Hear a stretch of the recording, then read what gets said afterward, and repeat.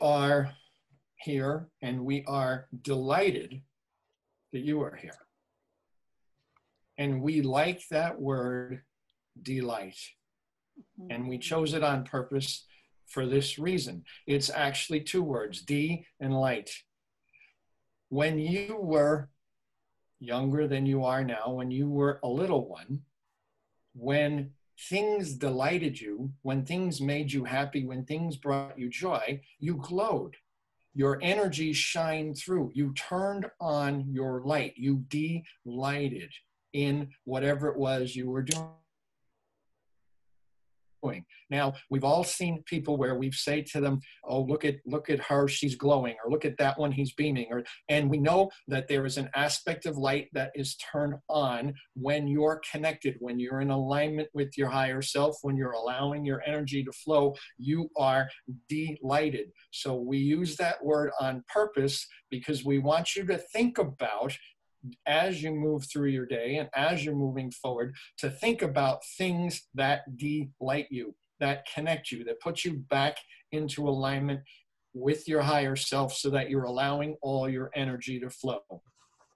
You are living in very, very interesting times, and we do have things to say about the current situation, and we want to ask you a question, which is, how many people throughout their lives have said that they're not happy with their jobs, that they would rather be doing something else, or that they would rather be home, or that they would rather be working from home, and it manifested.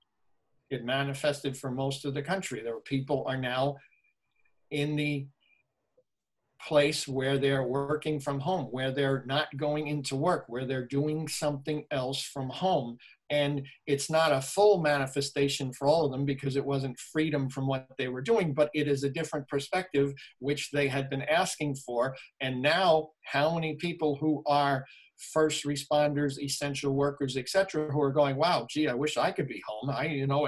All my other friends are home and I have to go to work.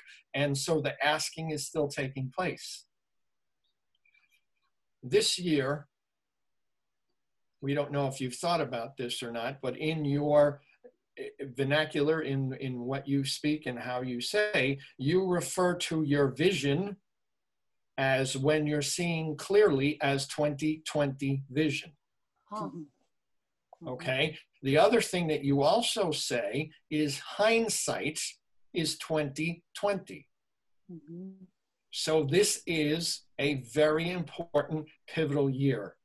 This is part of the ascension process where lots and lots of people are awakening. Lots and lots of people are remembering who they are as their energy moves up. Now, the ascension process sounds like a big scary thing, and there are references to Armageddon and the end of the world and all of that stuff. Well, Armageddon actually means a new beginning.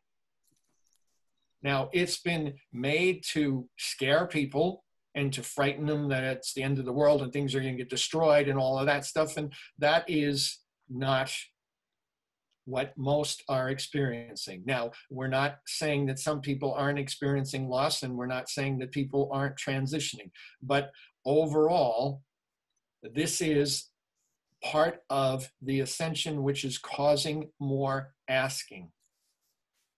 The biggest thing that we want you to get from this is, regardless of what's going on outside of you, regardless of what's going on in the world, you still create your own reality. You still have the ability to choose and create what there is for you by your focus and by how you focus. We have, for those of you who've been seeing us for a while and aware of us, we have been suggesting that people go on a media diet, because the media is basically just scaring people. And when you're in fear, you're not delighted. You are, we're going to make up a word here, you're unlighted or non-lighted. We're making up our own words instead of being delighted. So a media diet where you leave that stuff alone and not pay attention to it will help you feel better and help you remember that you create your own reality. so many of us are enamored by our world and by what we see that we forget that everything that we see is created inside of us first, and we forget to create, and we spend most of our time reacting to what we're seeing instead of creating what we're seeing. So this is a reminder. Now, there's two things we want to go back to. So Marge, we're going to ask you to hold 2 pins so we remember the 2 things that we want to go back to, okay? Yeah. Good. All right. So the first thing is the ascension. Now that sounds like we should say ascension, dun, dun, dun, and it's not a big, scary thing. It's a normal, natural progression, which is happening for people as they awaken sooner than others. And we're going to continue to hold and move the energy forward as our brothers and sisters awaken, and some will take a while, and some, some are going to awaken much more quickly. What is happening is our energy is rising up from the 3rd chakra to the 4th chakra.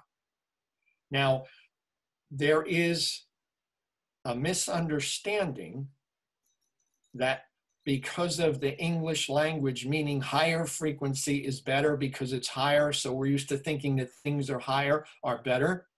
Now, if you're a musician and you play a bass instrument, a bass guitar, a bass fiddle, a bass, any bass type of thing, a trombone or a tuba or something like that, you're not going to agree that higher is better. You're going to think that lower is better. So the understanding here is it's just we're changing frequency. We're moving from the frequency of the solar plexus to the frequency of the heart. Now, while we're doing that, this is the other part, the other pin, Marge, thank you for holding that. The other part of this is we are experiencing extreme polarized energy. And that is going to continue. Now, the thing with polarized energy is coming from the lower brain. And yes, we do mean the lower brain, and we are pointing to Ed's head. The higher brain is in your heart, the lower brain is in your head. Now, the lower brain is 2 hemispheres. So the lower brain is already a polarized organ, right side, left side, male, female, dominant, subdominant, etc. You understand what we're saying. So it is already a polarized organ. Your heart, which also has brain cells in it and has the ability to think separately from your brain, so your heart has its own brain and can think separately, is not polarized.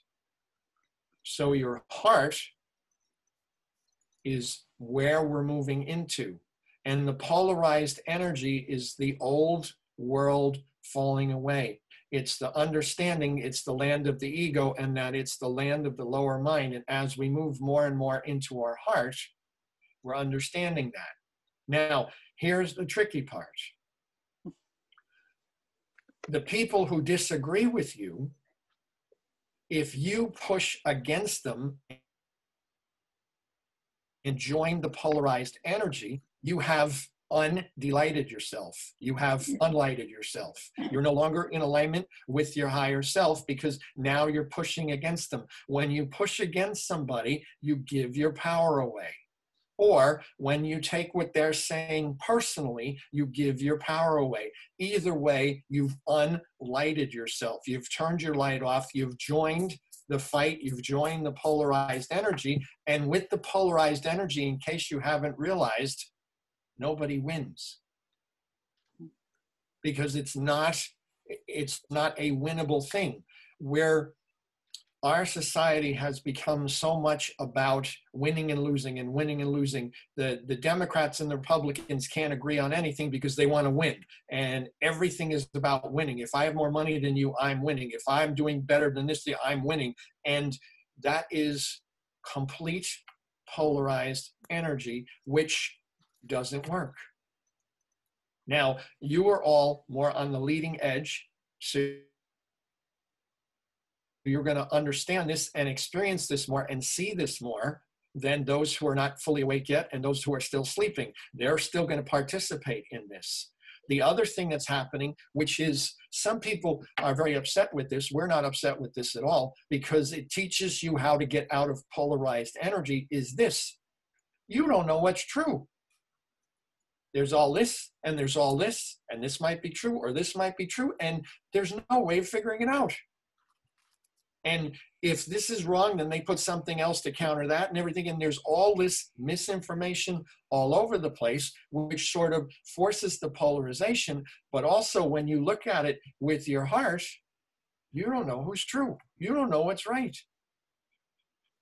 And it's a reminder to go back to creating your own reality. Instead of reacting to all of this that's going on here, it's time to remember that your thoughts create. Remember who you are. Remember how powerful you are. And that's the ascension, and that's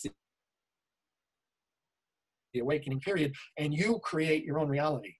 Unless you're looking at everything that's happening out there and reacting to reality, then the reality that you're creating is more of what's happening out there instead of creating what you want. So it is about pausing. It is about taking a media diet. It is about taking time to not just meditate, because meditation is good and yoga is good, and anything that you can do that slows this down is good. But then from there, what do you want to create? When you are delighted, when your light is on and shining, you're in alignment with your soul. You're powerful. You are ready and powerful to create anything that you want from that state. And when you get there, that's when we would like you to think about and focus on what it is you'd like to create. What kind of world do you want to see? Now, you don't have to create for the entire world. You can if you want. If you'd like to think about, I would like to see a world where people are respected, where everybody has enough money, where the technology is freely available for everybody, where the government remembers that they work for us, etc., where school is this and that. If you want to think about those things, please feel free, and we're happy if you do. We're also happy if you think about what you're creating for you.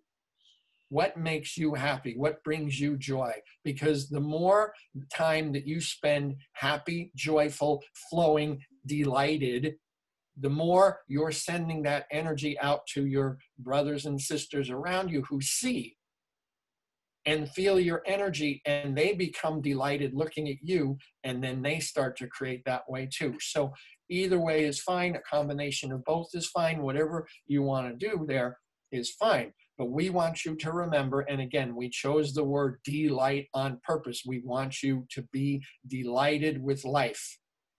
And people will say, well, right now it's hard to be delighted with life. And we're saying, if you're reacting to everything that's going on around you, yes, it is. But if you look within and find it within and start creating from within, there are lots of things that delight you.